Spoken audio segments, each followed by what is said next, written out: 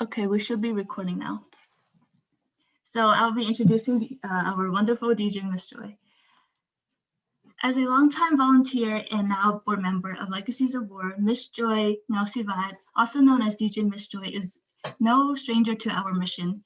She has been a part of our signature events such as Lao Now, special movie nights, and most recently, our Sweet 16 birthday party.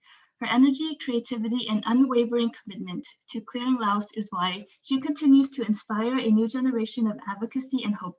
From baby boomers to millennials, Maui to Monaco, no corporate event is complete without Miss Joy providing the soundtrack. With over 20 years of experience behind the deck, Miss Joy is a world-class professional DJ that can make any crowd move with her expert skill in reading the room to provide an upbeat and energetic environment for any gatherings.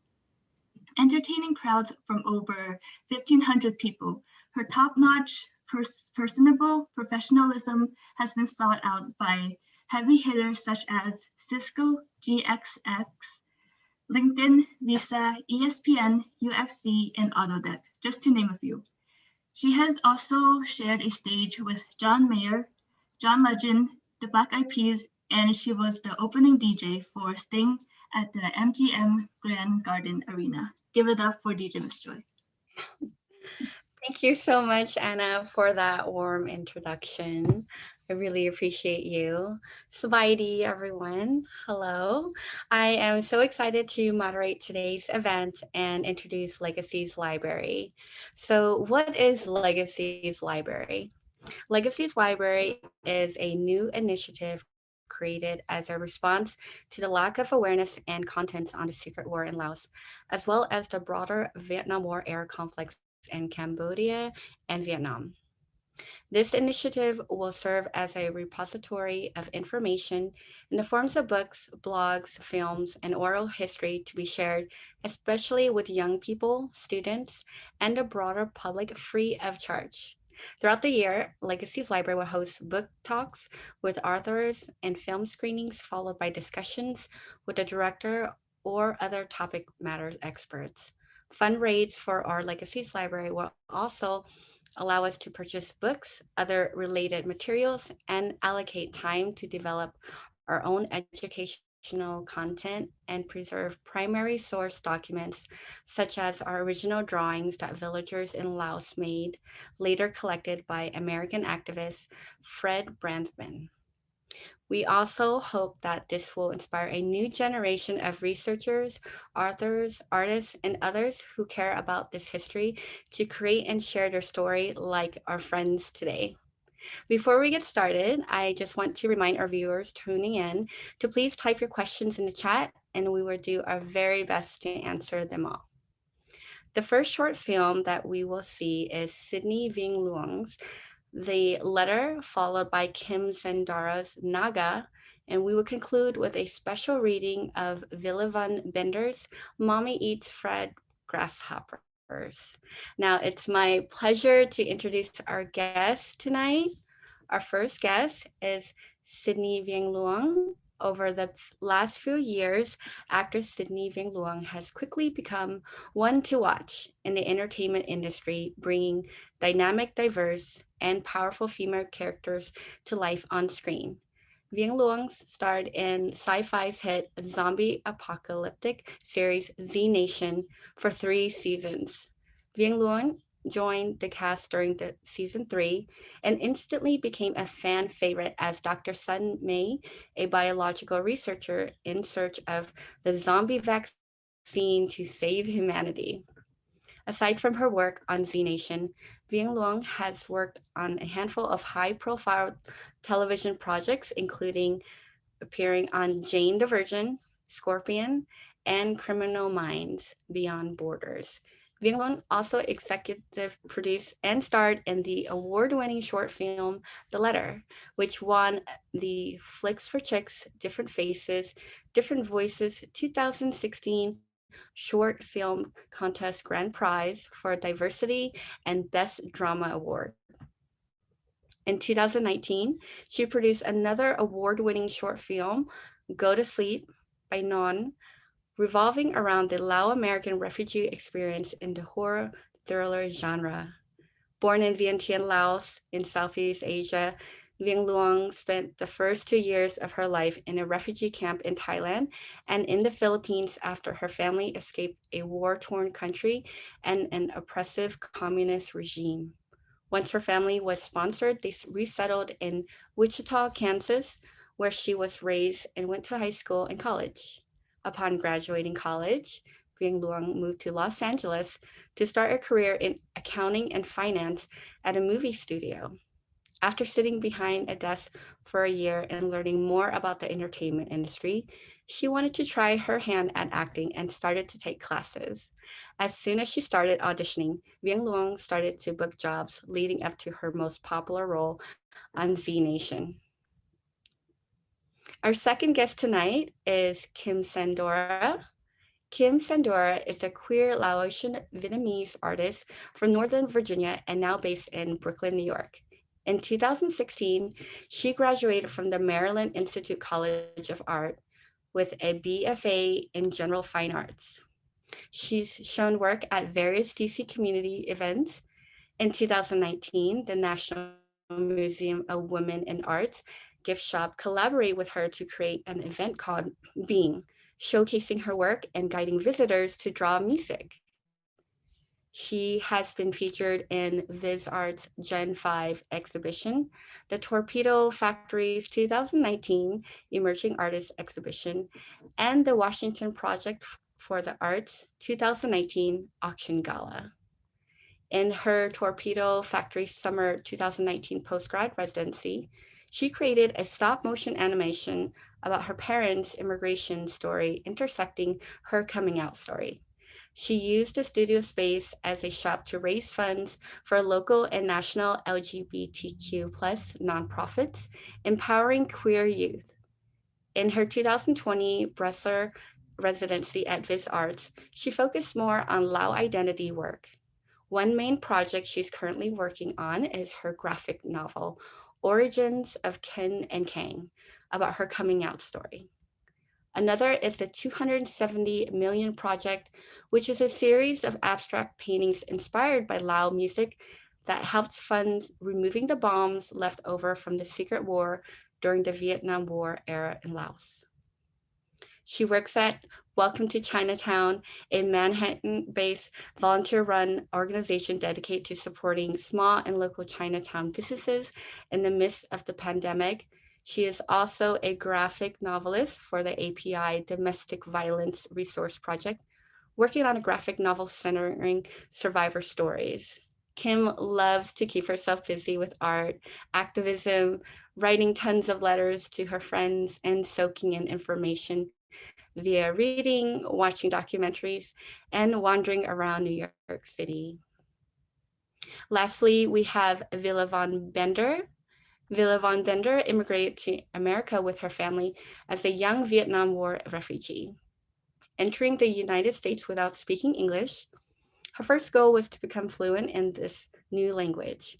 Cultural preservation, acceptance, and not giving up on one's dream is very important to Vilayvanh. She is also a private practice registered dietitian based in Corona, California, working with children and families. Vilayvanh lives with her family, with her husband and 2 girls. Mommy Eats Fried Grasshoppers is based on her original story. It's a story of Vilayvann's childhood in Laos versus her daughter Mali's life in the United States. The award-winning book has reached and delighted readers across the globe. It made history by being the first Lao American picture book ever published in Southern California. So the letter is something that we will first watch. Is that correct, Anna? Yes. Thank you.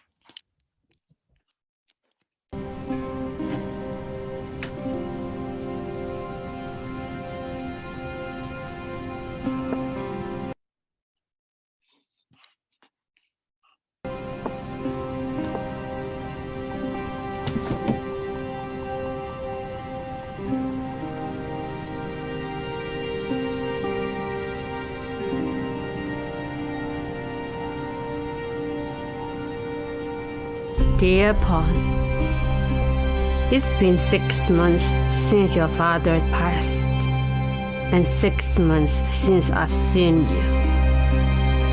Being left alone in this house that used to represent the hope and possibility that your father and I had left last for, now feels so empty.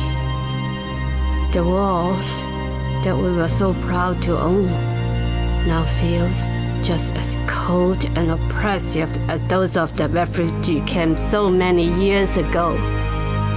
So I've decided to leave it and travel.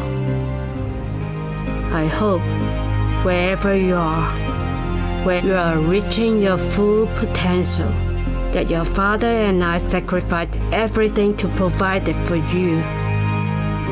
Love, Mẹ.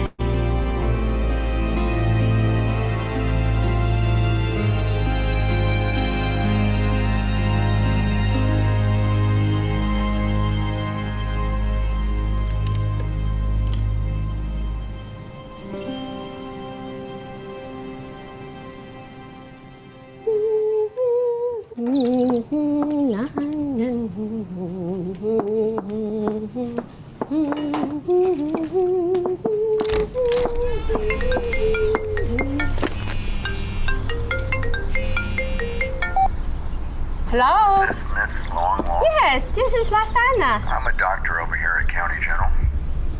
Ma'am, I'm sorry to inform you, but there was an accident, and I can assure you, we did everything possible, but your daughter, Pawn, she didn't make it. Ma'am?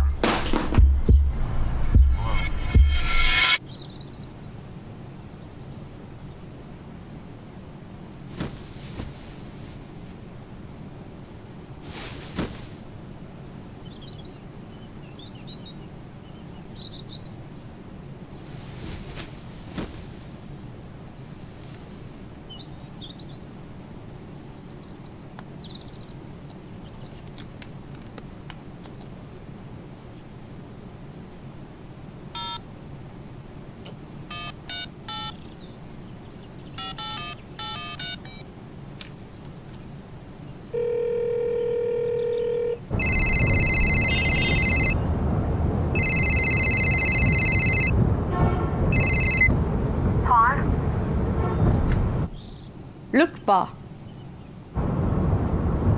Yeah, Mom. Me. I want to talk to you. Can you come to dinner? Sure. Can you make a point? Sure. Yes, preference. Pawn? Don't be late. That's the reason why I stopped talking to you.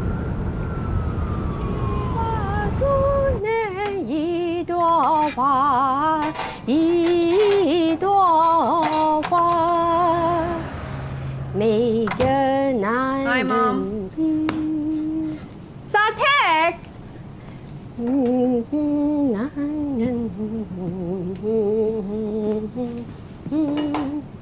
What's with all the boxes?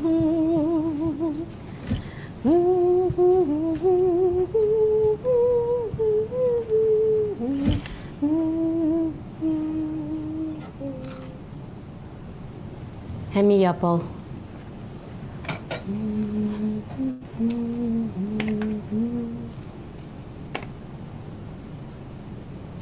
How's your photography? I gave up on that months ago. I knew you would. You can make money taking pictures. So, are you going back to school soon? We talked about this, Mom. I'm not going back to school. What about Alex? How's he? You can't help yourself, can you? You know we got a divorce, Mom, which means you no longer have to rub it in my face on how big of a mistake it was in marrying him instead of Neela or Gail or whoever else you think would have made you good-looking grandbabies. Let's not forget how giant of a disgrace I am for not becoming a doctor or engineer. Are we forgetting anything else? Would you like to pick on my choice in hairstyle or clothing before we bust out the shrimp paste?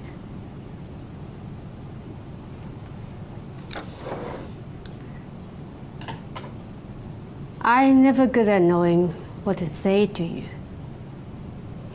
I was the one who granted that gift. But that doesn't mean that I love you any less than he did. I didn't ask you over to fight you. We've done enough to satisfy 2 lifetimes. I asked you over because I'm leaving. I'm selling the house and I'm taking a cruise around the world. You're taking a cruise around the world, Mom? That's insane. Who are you going with? Myself. I thought about it a lot, and this is the first. Have you lost your mind since Dad passed? 60-something-year-old Asian moms don't just go on an eat, pray, love journey. I mean, at least call a cousin or something.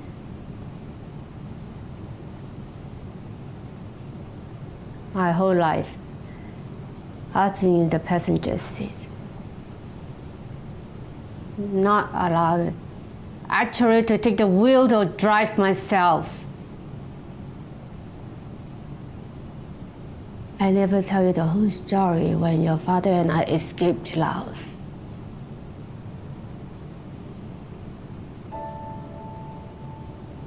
Matt, what?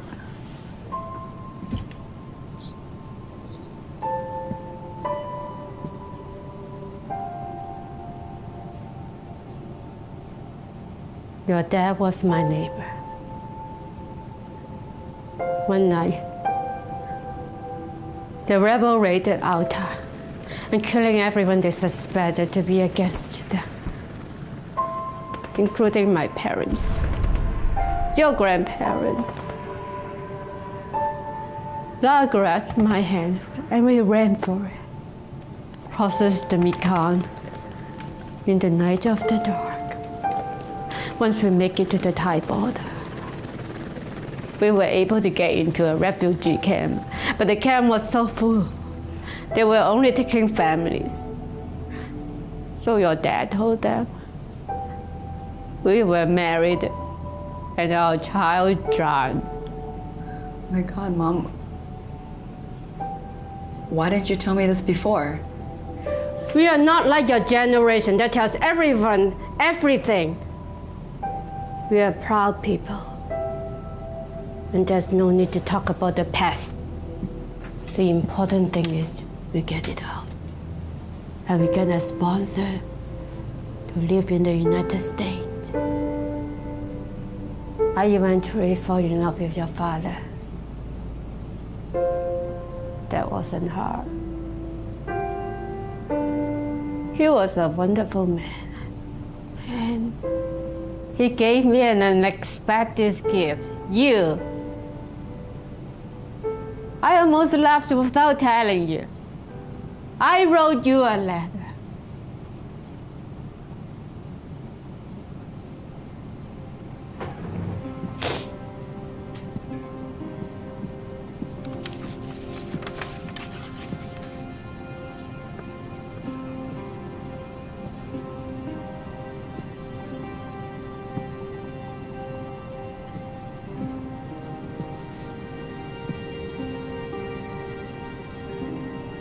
So sorry, Mom. I never meant to disappoint you. And it may not seem like it, but I am trying to make you proud. Me too.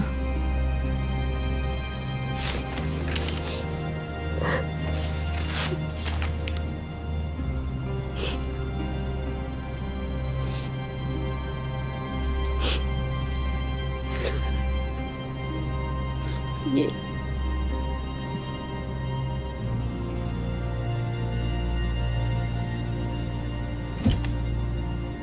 Yeah. Can you pass the nampang?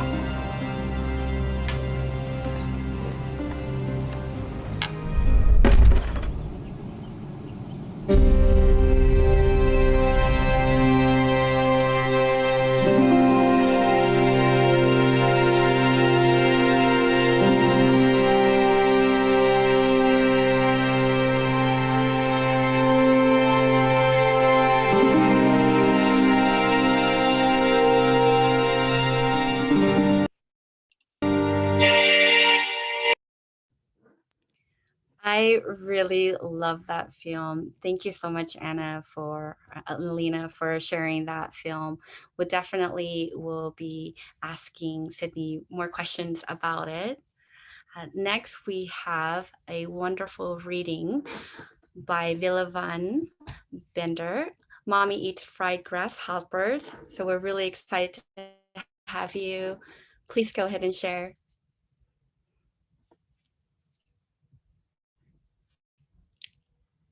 Please unmute yourself. Thank you. Hi, everybody. Sabaidi, everybody. I'm looking forward to share this with you. The book is called Mommy Eats Fried Grasshopper. Author is Vilayvanh Bender and art by Nor Salavangsai.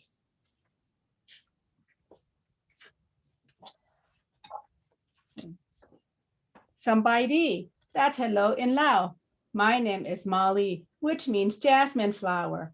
My mommy is from Laos, where they do things a bit differently from how we do them in America. I eat cereal and bread for breakfast. When mommy was little, she ate eggs and khao niao. That's sticky rice. Yummy. I drank fruit juice from a box. Mommy drank coconut water from a coconut.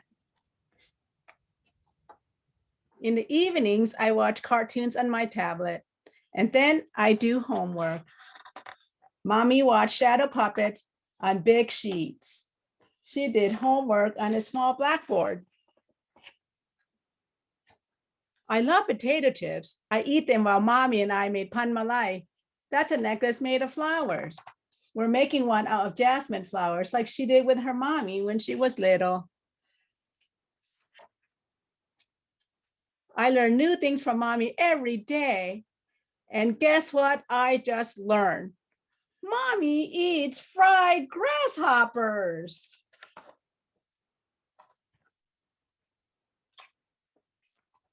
Want some? Mommy asked. No, thank you, I replied quickly. They taste like potato chips, mommy insists. I changed the subject. It's hot. Can we go swimming? We swam in the pool near our house. Sometimes our dogs and cat join us.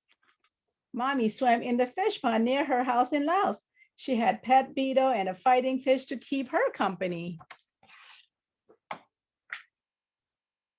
After swimming, I like going to the store and shop for toys. Shopping with mommy is super fun. We bought a baby doll, dress-up shoes, a jump rope, and a game of jacks. Mommy made all her toys and fun things to play with when she was little. She made dolls out of rags, fancy flip-flops made out of banana tree trunks, jump rope by tying rubber bands together, and used tamarind seed for a game. It's time for ballet class. I love to dance, so does mommy. She did the Lao traditional dance Natasin at festival. I celebrate American New Year by counting down with people on TV and yell, Happy New Year.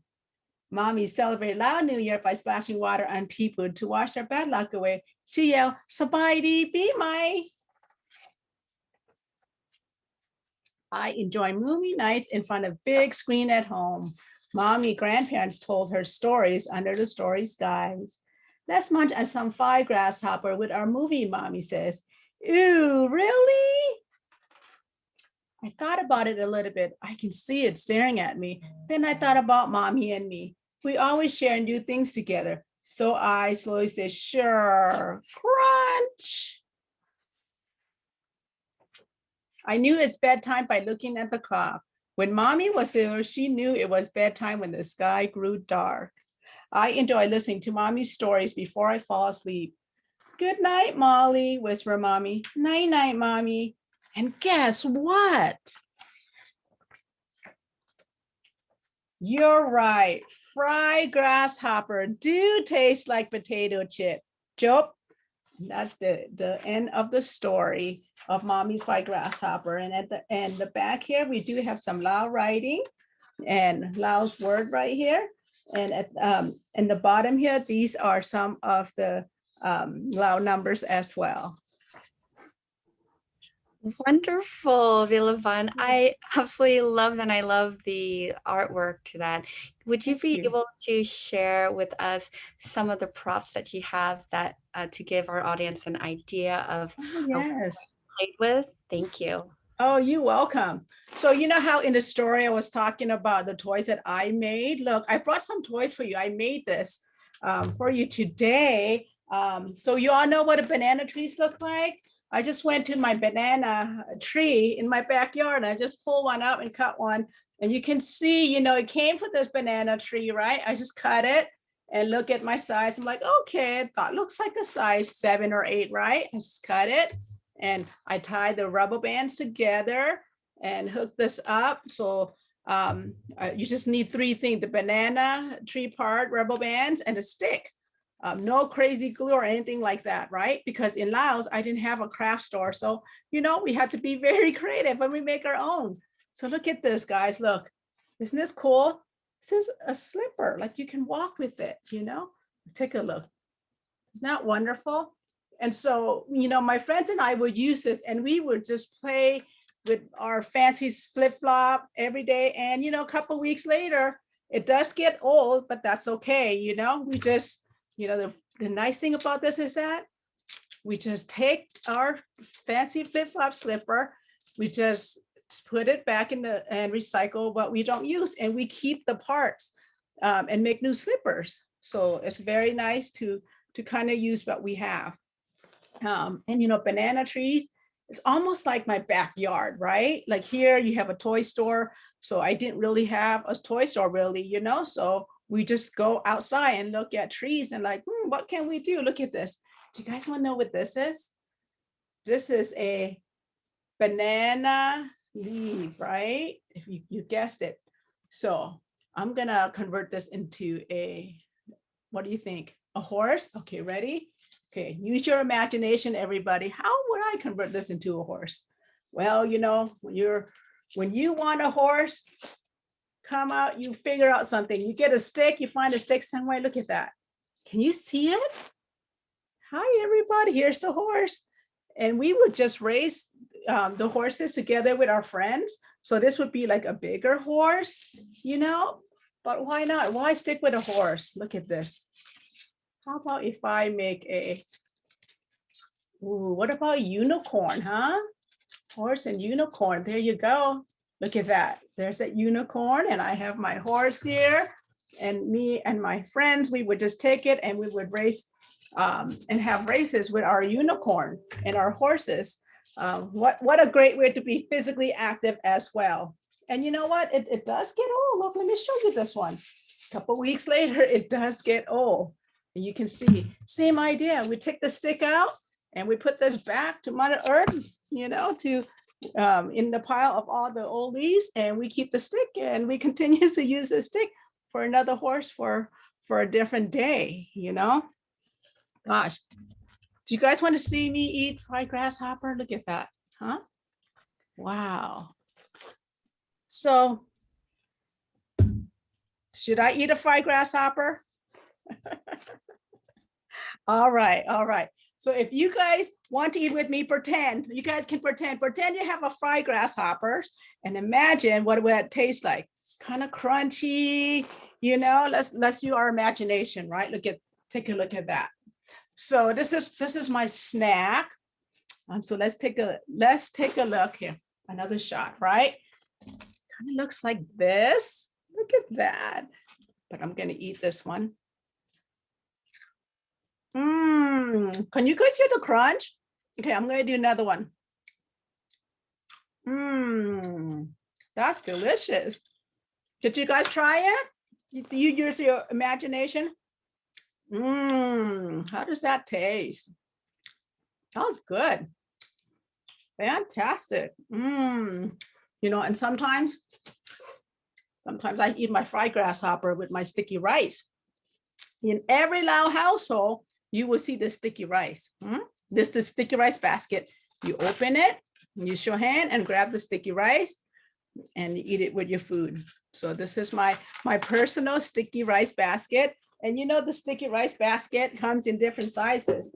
Look at this. This is the family size we have here. And I'm going to invite all you guys. And then I have, look at this. This is the party size. So we do have different sizes of sticky rice. So do you guys know how we make our sticky rice? You know, we've been making sticky rice since day one with this basket. Look at this. This is our sticky rice basket that we make a sticky rice with. So we steam in here, and this is our basket. And we put our rice in here, and then when it's done, you kind of shake it up. And you pour the sticky rice in the basket. That's how we do it. That's how we do it. Okay. So those are just some things I want to share with you. I love that, and all the materials you have seem like it came from Laos, and they're all like natural materials. We cannot wait to ask you more questions about Mama Eats Fried Grasshoppers. Wonderful. Thank you so much for that. That was really— You're welcome. You're welcome.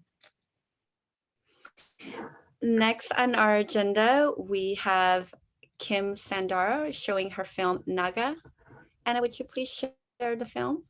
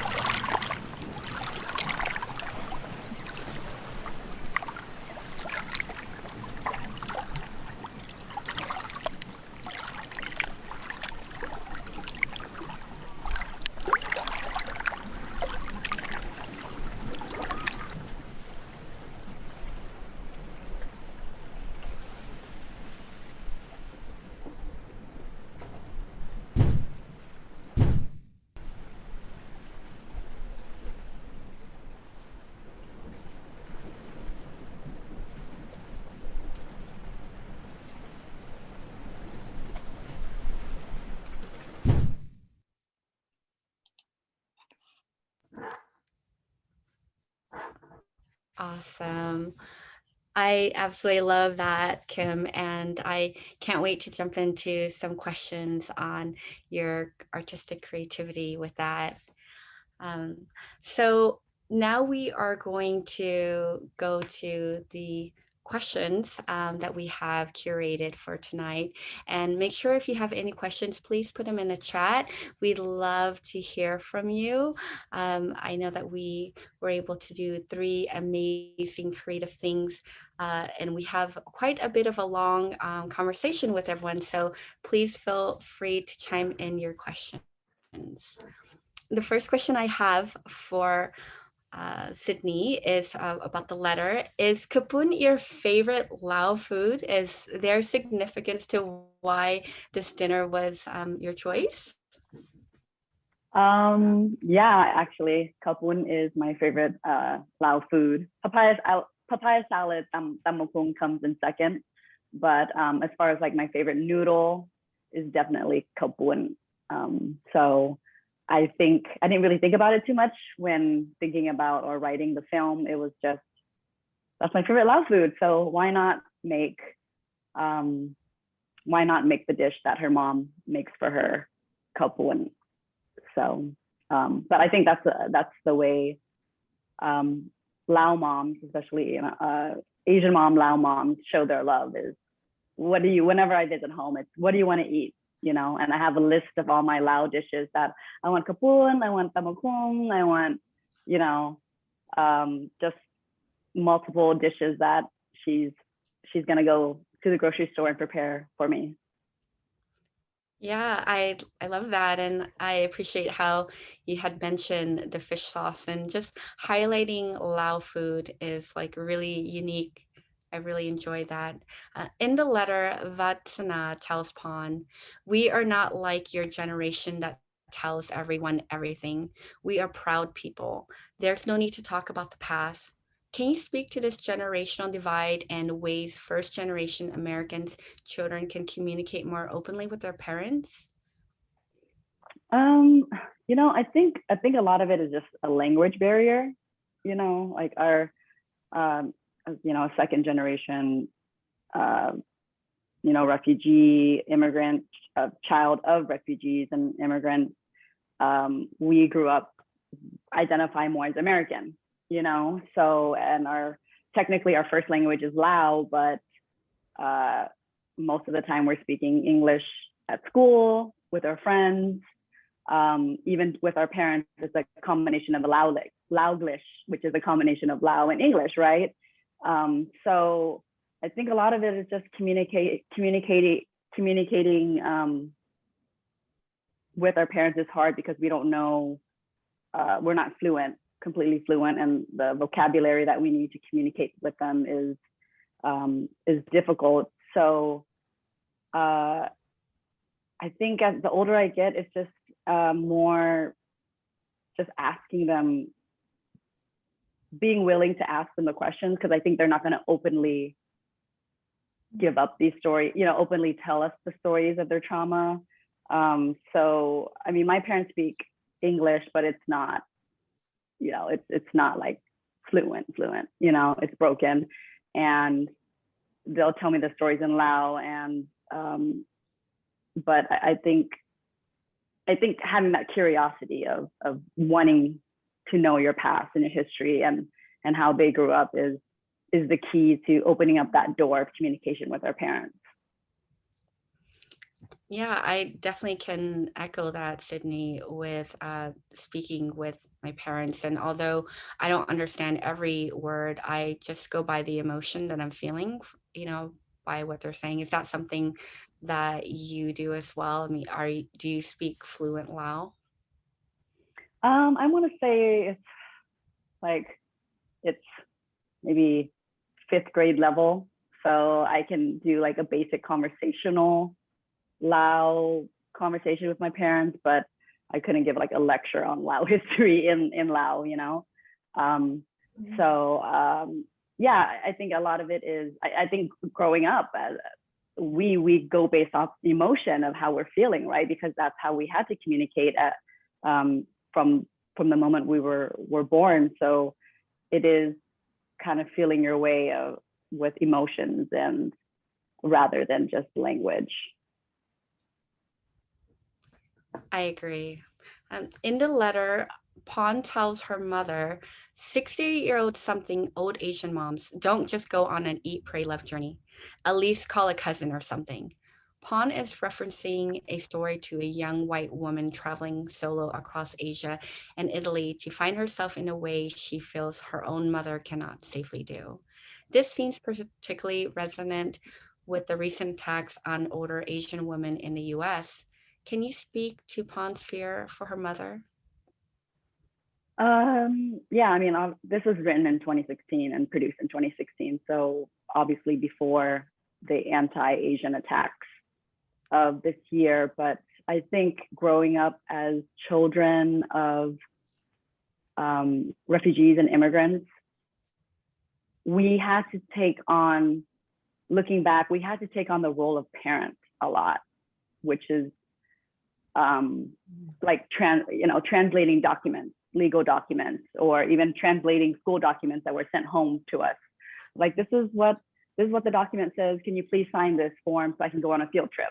You know, also looking back, like, I know as a young girl, me and my sisters would always have to, besides just translating documents and looking over documentation or bills that we have to pay, but anytime we have to interact with people where there's money involved, just making sure that our parents aren't taken advantage of or duped, you know, or even subconsciously, I think I was very protective of my parents, of being looked down on. I think that's another level of my of being a child of refugees and immigrants, of just being like, I understand the language, they don't understand the language. I'm the translator between this adult, but another adult, but this adult it's not their first language, you know? So they're not stupid. There's not their first language.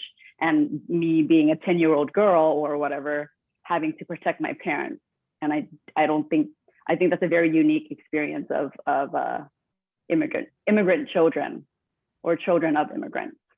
So, but yeah, so I think I've always had that protective quality of my parents and my sisters. And so, yeah, the story I think rings true now of, I would never let my mom go on a trip by herself. She probably couldn't even book a trip by herself anyways, because she's just not that savvy in technology. And we're still having to book plane tickets and all that for our parents. So that parent-child dynamic is very unique, I think, when you're a child of immigrants. Yes, I can definitely see that correlation. I'm also wondering if it's being a woman, like in an Asian, like in a Lao society, where in my household, like women are not allowed to do anything by themselves, meaning like traveling far. Like my parents always said, you're a girl and you just have to be careful. Is that something when you were writing this film that you had mentioned that? Because I thought it was really liberating to have her want to travel. Can you just share with us, like, why mom traveling? Yeah, well, originally this film was made for a competition. Like, it was a 30-day competition, and you had to you were given like 3 topics, and it so happened that the one of the topics that we were given was an older woman, mature woman, going on a journey by herself. So I think we were lucky enough to kind of get that initial topic to be like, okay, how can we write this? And I've always wanted to tell the story about my family and the immigration story and the escape. So I kind of interwove that with a woman traveling, because yeah, I think growing up, like you said, our moms don't get that empowerment and that individuality and a lot of just say in her life. It's always about the family and the man's needs and her husband's needs. So I thought it would be just very interesting to explore, what if my mom decided to, after her husband had passed, to take life in her own hands and go on a cruise around the world. I mean, she could do anything in her life, and why not travel and see the world and do something for herself? Absolutely. I love that so much. And I think about, what it would look like for my mom to want to do that. I think it would be very liberating for her, being, a parent for so long, and just, going by what you want to do. Thank you so much, Sydney. I have a question for Vilayvanh. Mommy eats fried grasshoppers. It's a very literal daughter childhood experience side by side. Why did you decide to have this approach with like the food and like how she is growing up here in the US versus Lao? Is that something that you had to think a lot about, like in raising your Lao American daughter here? Yeah, well, I wanted something so simple that they can connect, right? Because you know, the way the story started is that I always tell like Molly and Leela, you know, Molly's the character in the main store, and she's the main character in there, and also Leela's my other daughter. So every night we would always have like story night. We would read stories. I would read books to them, you know, like far away here and there, right? And then I said, wow, you know, I'm from far, far away too, right? So I decided, you know, I wanted to tell them my stories because I want to have some connection with them. And it's really hard to tell at that time, Molly was in first grade, Leela was in grade, she wasn't even in school, you know, and, you know, they're in elementary school. How do I share my childhood in Laos or Laos a refugee for a child that young? So I thought, okay, what if I do something where they can understand? So I decided to compare like their life versus my life, you know. And so I would tell Molly stories about when mommy was in Laos, mommy ate fried grasshopper, such things like that, you know. And so Molly decided to tell her first grade teacher that, oh, her mommy eats fried grasshopper. She made her own shoes, you know, out of banana tree trunk. And then Mr. Jamian asked me if I can present in her class. And I was just so happy, you know, it's like somebody wanted to learn about Laos and my heritage and culture. And so I went in and did a presentation like that. And that let me know, like, you know, first grader absolutely love the compare and contrast. So I wanted something simple enough to convey a difficult subject, really, you know, like where is your mommy's from? Your mommy was a refugee. But I really wanted Molly and Leela to know that mommy had a life before become a refugee. I didn't want her to think like, oh, my mom's a refugee and she, you know, you have a certain image of refugee or whatever she's learning. But I also wanted to let her know, like when mommy was in Laos, she had a beautiful childhood, you know, and she had the same type of toys that you have, the same fun, but just different. So that's why I kind of use that parallel where what she's doing compared to mommy. And I thought that would be a way that I can have the connection and convey, and hopefully it would resonate with Molly and Leela of what I'm trying to share with them about, you know, my childhood and heritage and culture.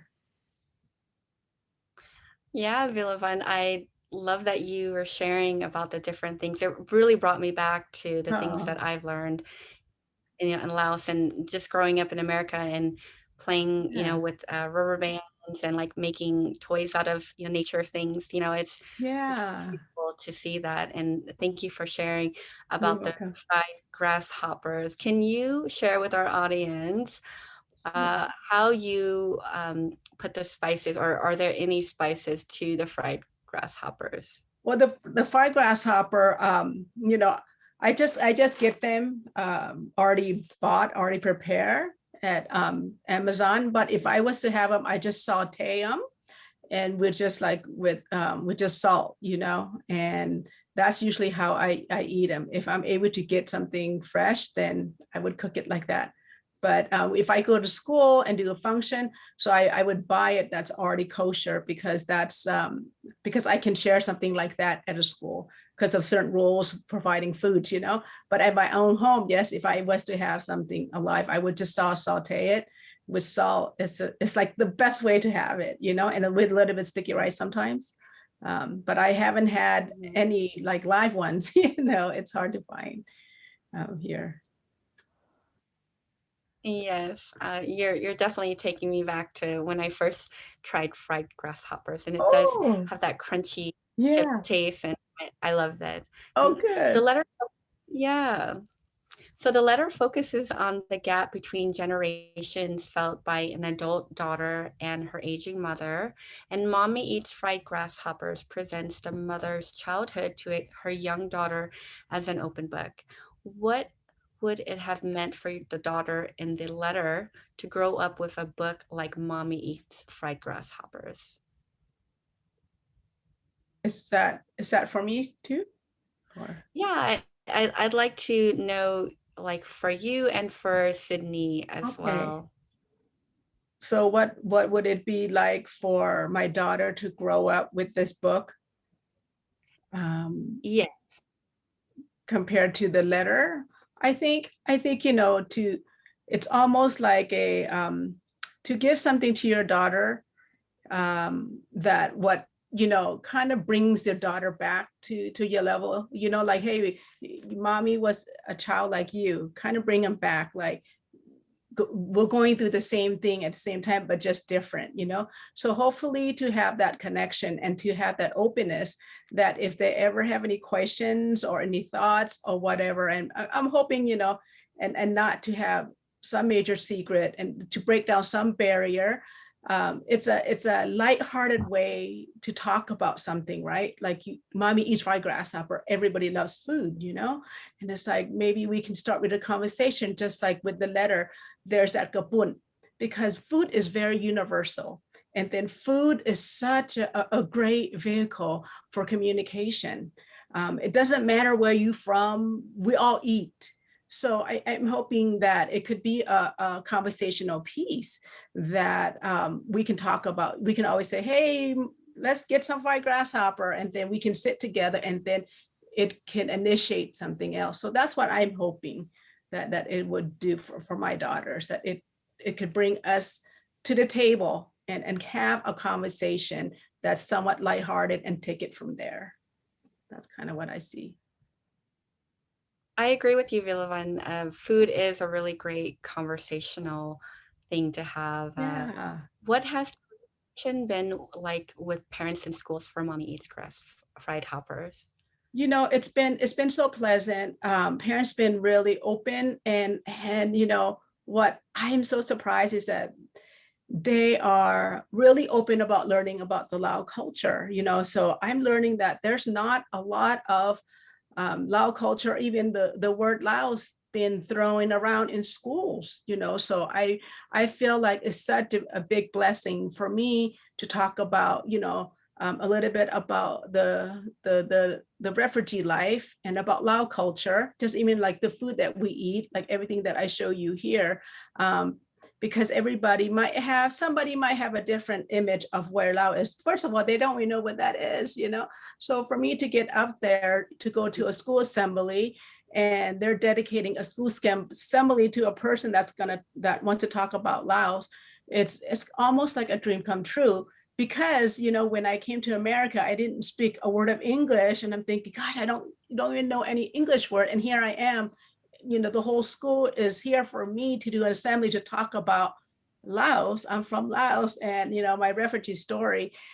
So that's been a blessing. And it's also, the story has been kind of like a piece for a conversation. It also has helped parents, even like anybody that's reading the story, caregiver, it's like almost like a confirmational piece, because sometimes it is hard to talk about family, there's family issues. Like, how do you, especially like for refugee family, it's really hard for elder to sit around and say, hey, yeah, let me tell you about how I, crossed the Mekong River. It doesn't come out like that. And sometimes they keep it with them because they just don't know how to do it. So sometimes this book, we'll open that up a little bit. It's lighthearted, and then you kind of lead to something else, and not even just from Laos, from other part of the country. It allows them to talk about their childhood. Everybody has a childhood, about food dishes and things like that. So it's been really great reception, and I feel really blessed that I'm giving this great opportunity to really share about the Lao culture, about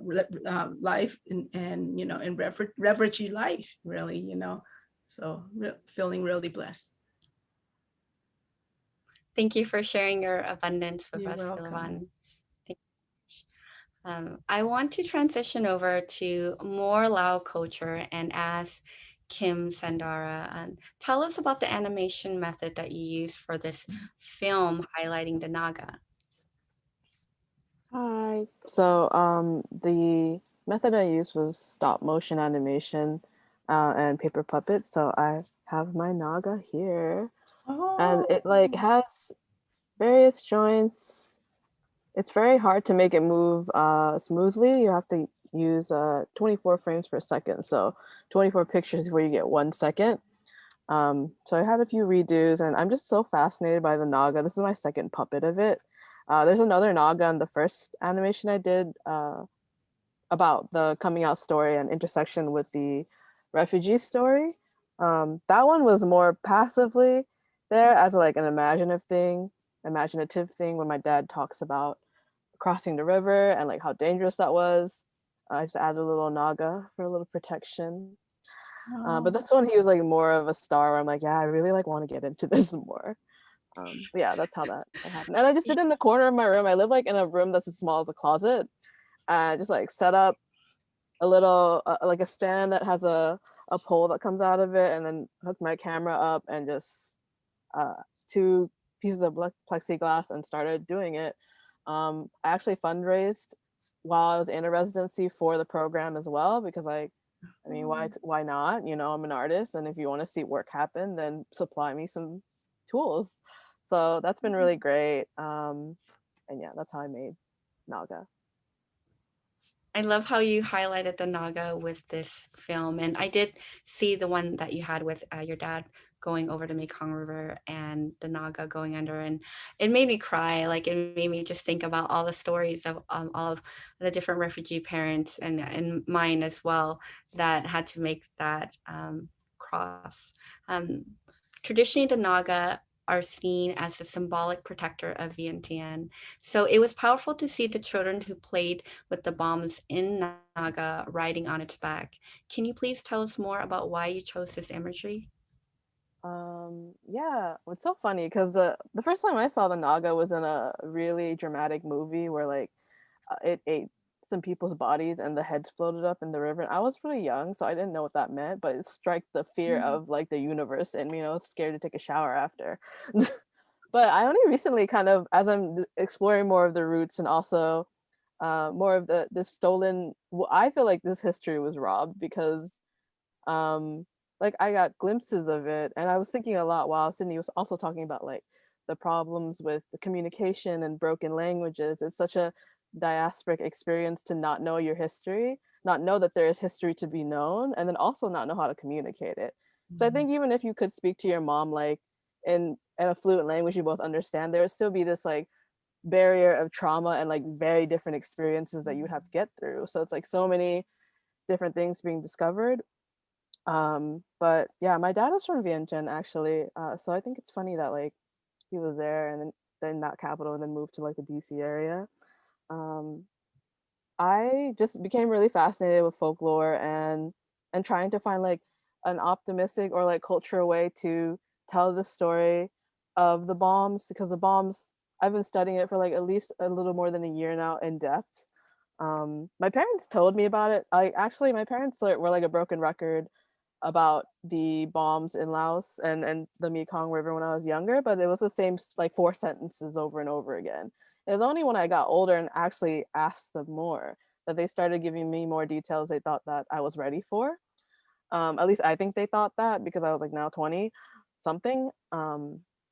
So yes, I wanted to turn the story and like turn the bombs human to help people feel like more empathy and just like a more human perspective of this very abstract, like these so many bombs in this time period in this small country. Also, like it was hidden by the CIA for like 20 years afterwards. So how can like a history that's been hidden even from the people who are escaping it, and to the country they're escaping to. I relate a lot with people not knowing about Laos when Vaughn was talking about that, because I used to feel really upset about it. Like, and I would cope with humor because it's like I was one of the only Lao people in my area, and I was every person's first Lao friend. I was like the person that had to roll out the map and be like, "This is the countries it's next to." Really related that one skit in King of the Hill where they're just explaining it for like so long and still to be asked if you're Chinese or Japanese. But yeah, then once I learned the history, like, oh, it's been covered up. They don't know why these refugees are here. Or at least that's like how America like went about this. So, like that makes sense for my whole upbringing. Like, how would they know? I wouldn't even know. Like, so, yes. I don't know if that like really went off track, but yeah. No, not at all. I love to hear the way that you think and the way you express yourself. You're very creative in what you do, and you show a lot of emotion, and it had just like graceful essence to it. There is a powerful symmetry in your film, from bombs falling in the beginning to hopeful images of them rising like bubbles towards the sun. Is this in reference to the legend of the Naga fireballs, or can you explain to our viewers like why you chose to have that part? Yes, it's definitely a reference to the legend. I found out about that, and it just fascinated me that like there are people who see this like happening on the Mekong River where there's balls of light that rise out. Some people think it's like, oh, it's a scientific thing. There's like different chemicals. Some people see it like, oh, it's definitely a hoax. Like there's people on the like Lao side of the Mekong River just like blowing fireballs so that Thai people can like make money off of it during New Year. And then there's like Lao people who see like they see the Naga like gracing the people for Buddhist Lent by fire, like coming out of the water and shooting the fireballs, like the same way that we think about the Sasquatches and like all those urban like mysteries or aliens. I don't know. It's something that's always fascinated me, just like those mysteries that you can't explain or folklore legends. And yeah, I thought it was powerful because as we're also thinking of the every bomb's impact on a human, we can see that humans like potential and hope for like more, because I don't know, working with Legacies of War is something that's really opened my eyes to like community, and also just the way that they just have hope through it all, like no matter how dark the situation is inspiring to me. Like just to hear every time Sarah or Alina say like, oh, in my lifetime, like I want to see this done. I guess that's something that like arose in my thought process when thinking about the bombs and then turning it into a light. Yeah, and I wanted to, I don't know, it's really dark to think about how many children have passed for this reason, but I wanted them to be in a happier place and be in peace, you know, while we're navigating this situation. So that was my hope for it.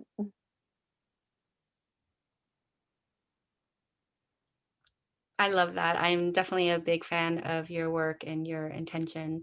What do you hope viewers take away from watching Naga? I hope it sparks some curiosity to do a Google search. So you don't have to have your first Lao friend explain everything to you. Yeah, and also just tie in culture, and like the Naga is something we can celebrate, you know, even though the history is so dark. It just, I wanted to show that Laos is not just like this country that's really in need of help. You know, there's something to be proud of. There's a whole history before this war, and yeah, I'd like to start that conversation through Naga. There will be more animations related to it after too. So it's just the beginning. I love the conversation that you've started with your 270 million project. Can you please share with our viewers about your project? Sure. So the 270 million project is something that arose in me in the pandemic while I was just marinating about how am I gonna make work about being Lao. I'm not like a realistic drawer or anything by any nature, so I'm not gonna just start drawing things that are like from my past, or drawing the temple. That felt like an easy out that's like not exactly authentic to me. So I actually began my journey with drawing music, and like all of my work is like, or a big portion of my work is translating sounds to visuals, and I used to do it just to escape from a lot.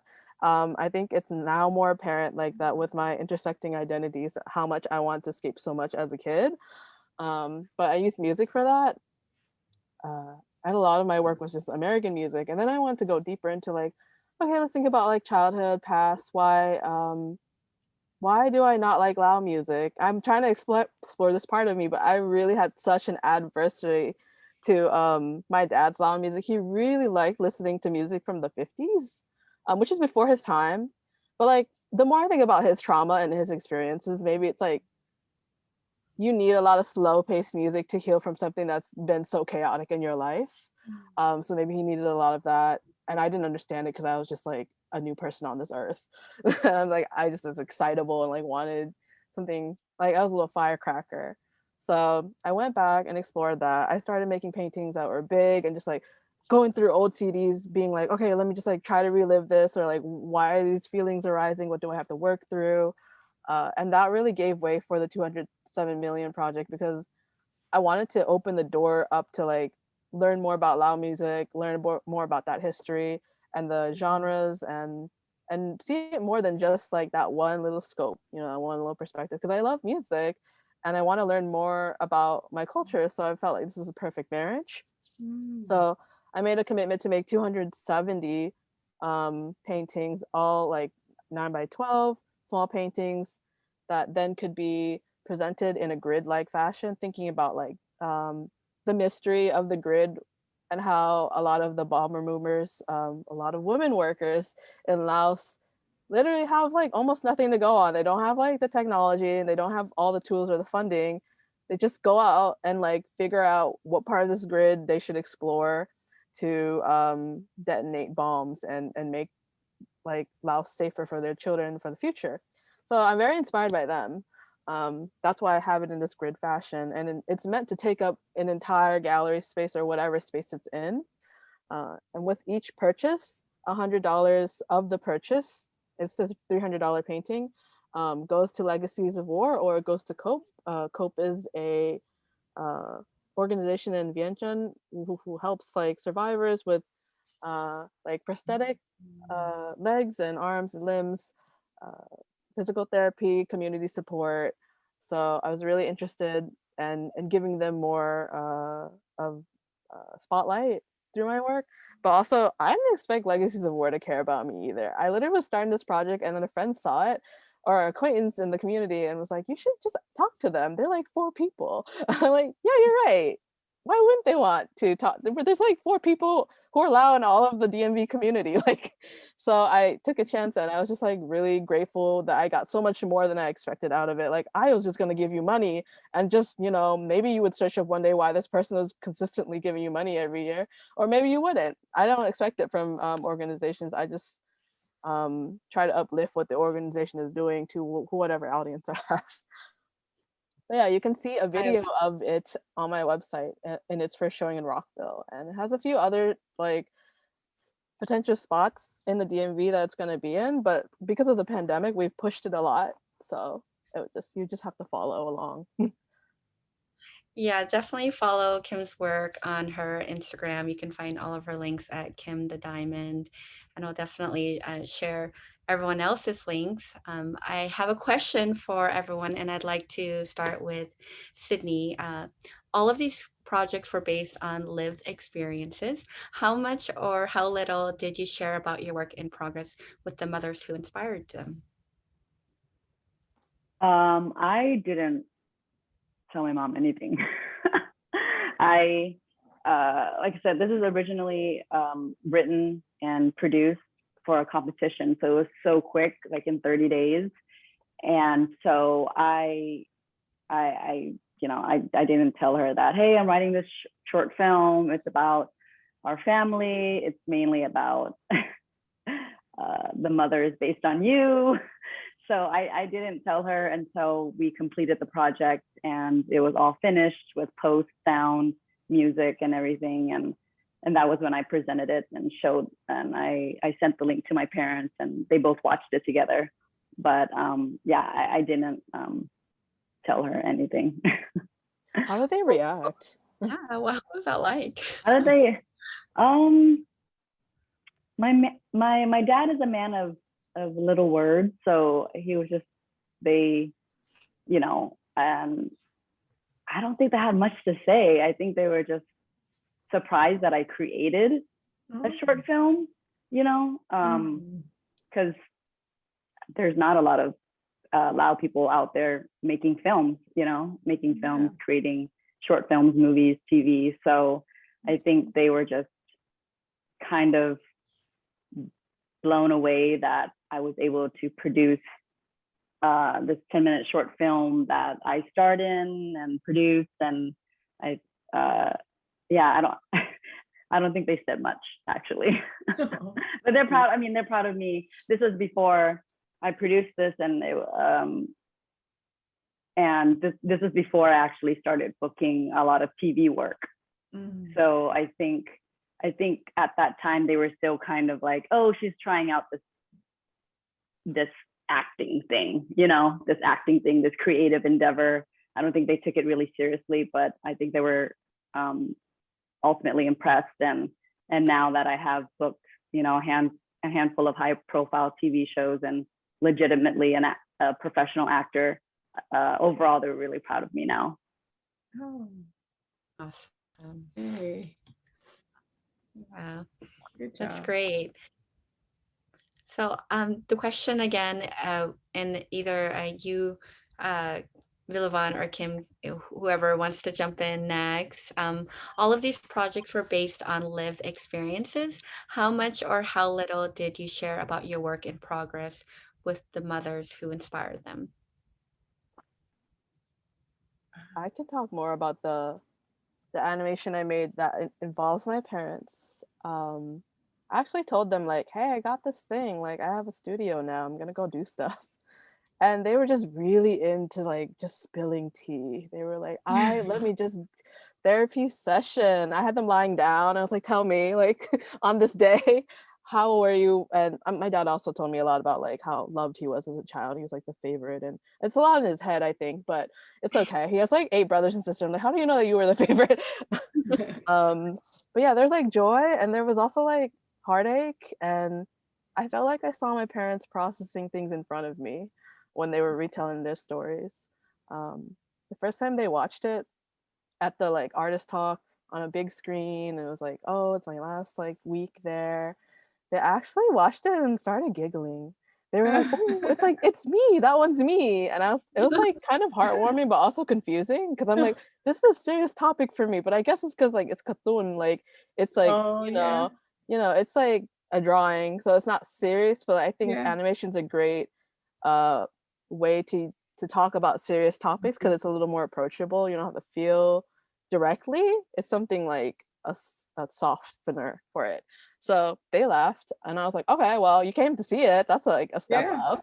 And then I tell my mom sometimes like, oh yeah, I'm doing something with the bombs, and she was like, oh, you have an uncle in this like province like did things with the bombs too, but then they got hurt, so they stopped doing it. And I was like, she told me like, you should look him up. I'm like, I'm not really sure if I'm gonna find like one man in Laos who I don't know the full name to, who did this one thing that's not a thing anymore. But she tells my grandma, and they have like weekly phone calls now, just checking in every day, with the COVID thing. And my grandma's proud, which makes me really happy, because they're talking about it at all. Oh, no, that's great. I love it. That's awesome. Vilayvanh, did you wanted to add to that question?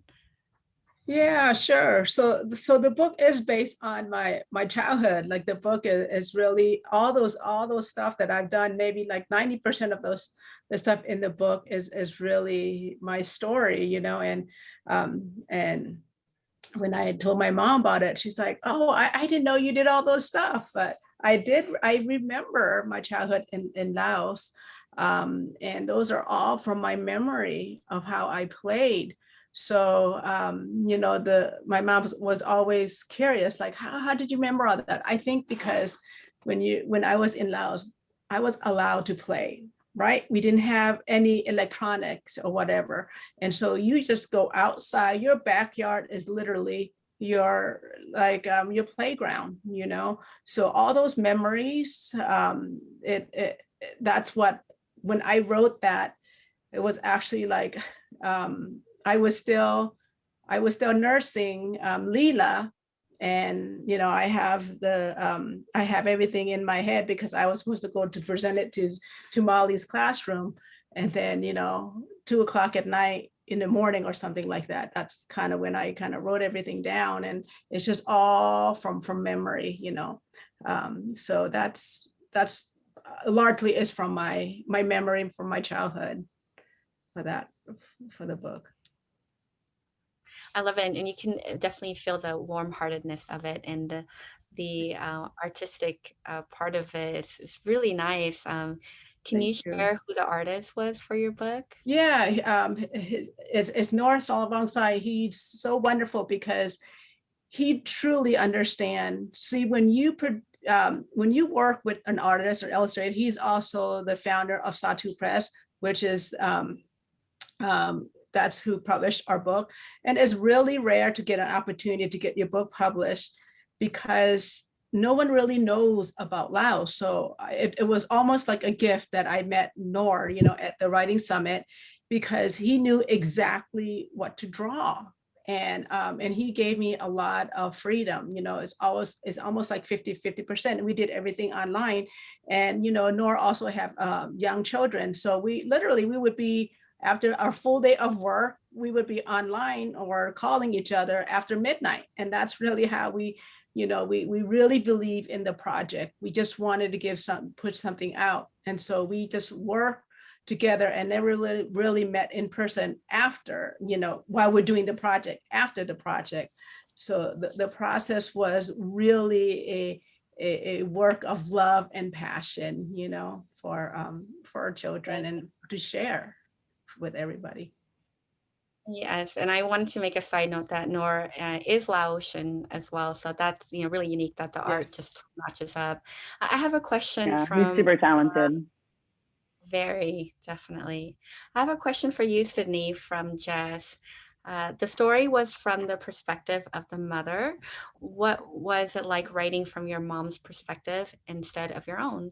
Asking because I found myself relating a lot to the daughter figure because I entered a creative career and it would be tough for me personally to take my mom's perspective like this. Yeah. I think as an actor, you're used to putting yourself in other people's shoes. So I think it was, a lot easier for me to put myself in my mom's shoes and kind of come from her perspective. And I don't know, I think my mom and I have always had a complicated relationship. So to me, I was just writing it wasn't really hard to have that conversation with my mom because I know exactly how she's going to speak to me or how she's going to react to certain things because I know her like the back of my hand. And so, but also it gave me, I think, writing for her and also just after the short film, it made me a lot more curious of just sitting down with my parents and getting to know their stories and sitting down and getting their oral history and writing it all down to get like deeper details of the escape and how they grew up in their lives. But just sitting down with my parents and getting more of their history and them opening up just made me more compassionate to my parents and their journey and explained like just finding out more about my mom's trauma and that she lost a younger sister to a bombie actually. And her younger sister was out in the field, stepped on a bombie and it exploded and she bled to death basically. So so she didn't just have the trauma of escaping Laos and starting a new life in Laos. She had the trauma of losing her father to Seminar during the communist takeover, and then losing her sister to a bombie, and then losing her mother like a year after. So she's had trauma upon trauma upon trauma that she didn't even really want to share with me when I sat down and asked her these questions. And I had to slowly kind of, slowly let her share the little details that she wanted to without re-traumatizing her. So, but it made me feel more for my mom and have compassion of why she was the way she was, why our relationship was complicated, why she had this kind of wall up, So yeah, I think the more we know about our parents and the more we know about their trauma and their history, I think the more compassion we can give them. I agree, and I empathize with what you shared, and I just feel like crying when you tell me about your story, about your family. There's so much hope and love with everyone's stories. I would like to know, this question's for everyone. What do you hope mothers and daughters get from watching or reading your work of art?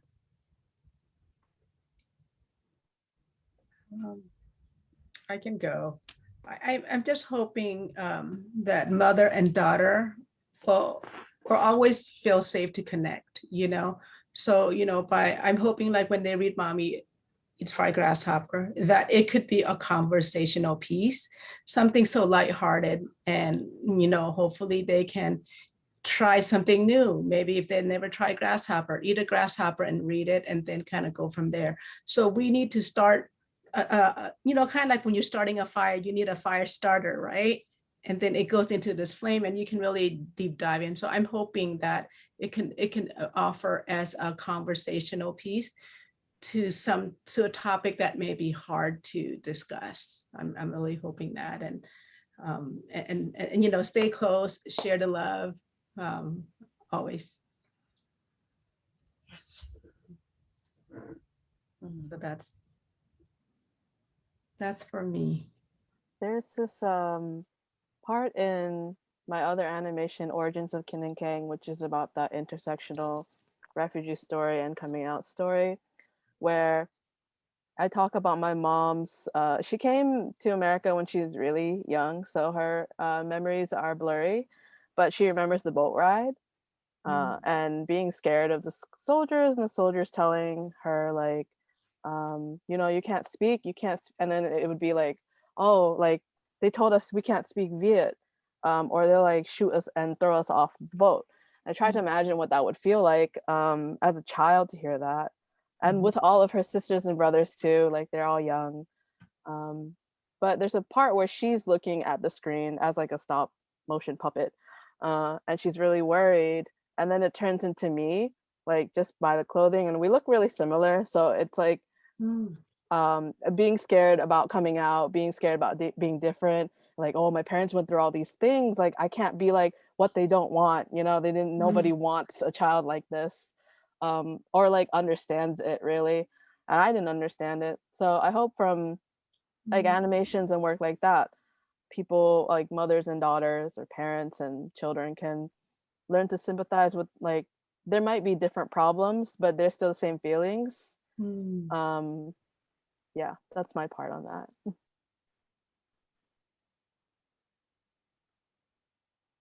Sydney, what would you want mothers and daughters to get from watching your work and seeing you do your thing?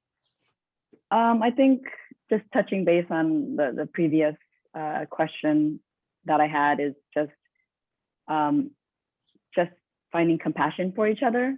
You know, daughters finding compassion for their mothers, and mothers finding compassion for their daughters who've had to navigate two cultures, you know, and being American or being Lao, and being the child, but still being the parent, and maybe they can watch the film together, and maybe it might open up a little bit of dialogue. Maybe it won't, but maybe it can be cathartic. I don't know. I mean, I feel like at least the story's out there for children to know maybe their parents' journey, and for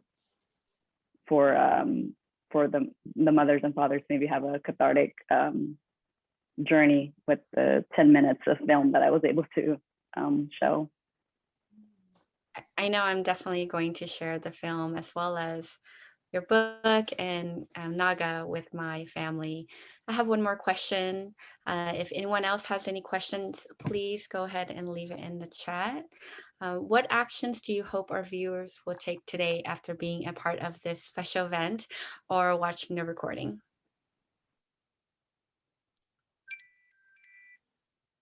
Oops. I guess that means I should go first. Go, Kim. I hope it sparks a conversation about Laos. Something that was really touching to me is I had a random, well, for me it was random, I didn't know she was following me, but she was following my work, and she was from the DMV community, and she's not Lao, but she said once she saw the painting, she sat down with her sons and husband and had a conversation about it, and they did their own research, and then she bought a painting. I hope things like that keep happening, where the history is revealed. And I don't know, through learning about that, I feel like you learn a lot about just being human. I agree with you, Kim. I'm hoping like mother, even families will continue, that they will come to a point where it's okay to share, because I know it's hard, but sometimes it can be therapeutic, So I get letters through parents or, messages saying, oh, thank you so much for writing this because I could really relate, So I'm hoping that it's okay to share, and maybe it's maybe a little bit at a time. I would say start with your childhood, right? Like something wonderful about your childhood. Everybody has a childhood, and maybe go from there. So maybe by seeing this, hopefully we can continue to share more. The more we share, the more we know. We need to get our history out. It cannot go to the grave with our elders. We need to get out. And I don't know what is the medium to get it out, but books, art, film, I'm seeing it right now that it's great. But we also, I think, have to help our elders to feel like it's okay to share, because we need to get all those stories, because every single one of them has such amazing stories that it needs to be told by them and not by somebody else. So that's what my hope is. Maybe also help our elders to share and have a safe space for them. So that's my hope. All right. Yeah, I agree with Van and Kim, just keeping the dialogue going and inspiring people, the younger generation and older generation, to come together and communicate and share, however that may be, through food, through book, through film, through oral history, to continue telling our stories, to pass it down to the next generation and inspire even non-Lao people to be curious about our culture, be curious about our history, and to put it out in the world, so that Laos is not this mysterious country that they've never heard about, that we have to open the map and be like, this is where Laos is, and I don't have to explain every time I meet someone my entire history and how we got here and our trauma. We can move forward with not just traumatic stories, but beautiful stories like Mommy Eats Fried Grasshoppers, or the Naga, or superhero stories, and amazing stories that don't have to deal, with trauma. It could be a whole rainbow of happy stories too, not just traumatic stories, and building, amazing more art pieces that show the beauty of our culture. I love that, Sydney. I think that's beautifully said. And I just want to let you guys know that people do want to know about Laos. All the schools that I've been to, they are so amazed and so thankful, and like, oh, Vaughn, I didn't know that's what Laos, oh my gosh, that's where it's at. So it's, I think we can take on that, position of letting people know. So please get our story out. How we get it out, whatever channel, because people are wanting to know more about us, because, I think we're all pretty dynamite, right? And people do want, the more they know about Laos people, about Laos culture, they just want more, just like Popeye salad, right? It's like you just can't have one bite. So we're pretty amazing. We're pretty amazing. So we have to keep on spreading our amazingness to the world. Yes, I just want to remind everybody, please continue to share, get the elder to share, because people do want to know. And when they know about our story, there's so much compassion from people, and there's a lot of love out there for us. So I just want you guys all to know that. Yeah, I think healing is a universal thing that everyone can feel and connect to. And just everything about our culture and heritage needs that healing movement. Yes, I agree.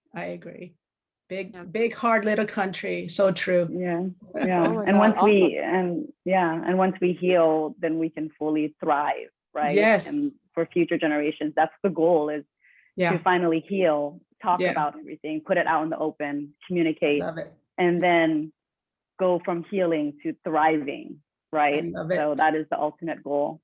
Yeah, I love that, Sydney, so much. And I feel like I owe it to our next generation, because I want them to know about my story as a refugee, and then, because how do you go to first grade if you never went to kindergarten? You know what I mean? Yeah. Because I want them to get the basic foundation of how, like the story of refugee, and then they can build on that, because you know, how do they become stronger? But they need to know what is the basic foundation of who their parents were, why we're here, and then, like you said, Cindy, and then that's how we move forward. Because if we don't tell them our story, they will figure out, they will make up their own story. We don't want make up story. We want our true voice to be heard. So please share, you know. And I love what, you know, what you and Kim are doing, and everybody that's here, because you guys are all interested in the same mission, you know, and that's why it's wonderful for us to have this type of dialogue. Absolutely. Thank you so much, everyone tuning in today. And thank you so much to our esteemed panelists, Sydney, Vilayvanh, and Kim. I feel that this has opened my heart 10 times more to be a part of this all. It's so inspiring to see and hear your art and your stories. We have left their information link in the chat. If you would like to go to our Facebook, we'll also, when we share the post, we'll have all of their wonderful links to their work. And what an inspirational event this was, right? Absolutely. Yeah, thank you for having me. Yeah, thank you for having me. And it's such a pleasure to just speak, you know, to like-minded families, actually, you know. So thank you. Yeah, thank you everyone for coming, and also just thank you to Vaughn and Cindy for existing. Same with you, same Kim. to you. I just I never had, I mean, I'm sure we all never really had Lao people to look up to or know that they were doing anything other than just trying to survive. Exactly. Well, that's the beauty of social media now, and you know, Zoom and the internet is, we all get to connect. And I love seeing like the Lao food movement, and I just love seeing just the Lao movement in general, of like us being unashamed of our stories and owning our stories, and being authentic, and not apologizing or shying away from not just our trauma, but our resilience and our strength and our beauty. So I'm excited to see more people and more artists, and what comes in the next 10, 20, 30 years of what comes out of our stories, you know? Yeah, absolutely. Looking forward to something bright. Yes, I agree with you, ladies. And please follow our stories on all of our social media platforms. If you haven't already, on Instagram, we're at Legacies of War, as well as on Facebook and Twitter. And we would love for you to share this video once it's posted. And please go to our website and join our newsletters. Also tell your friends and families about what you've learned today. I've learned so much, and I can't wait to share with my friends what I've learned, and help fuel our mission by donating an amount that's impactful to you. Your gift allows us to continue initiatives like the Legacies Library, as well as continue to push for UXO funding at the federal level. Together, we can make Laos safer for children and their families. Also, don't forget, this month only, if you donate $30 or more to Legacies of War, you will receive your free copy of Mommy Eats Fried Grasshoppers. Thank you so much, Vilayvanh, for donating the books to Legacy. We really love this book, and we appreciate you. We appreciate You're welcome. Yeah. Welcome. Thank you so much, and Khop-jai Lalai. Khop-jai, everybody. Khop-jai for joining us. Bye. Take care. Bye, everybody.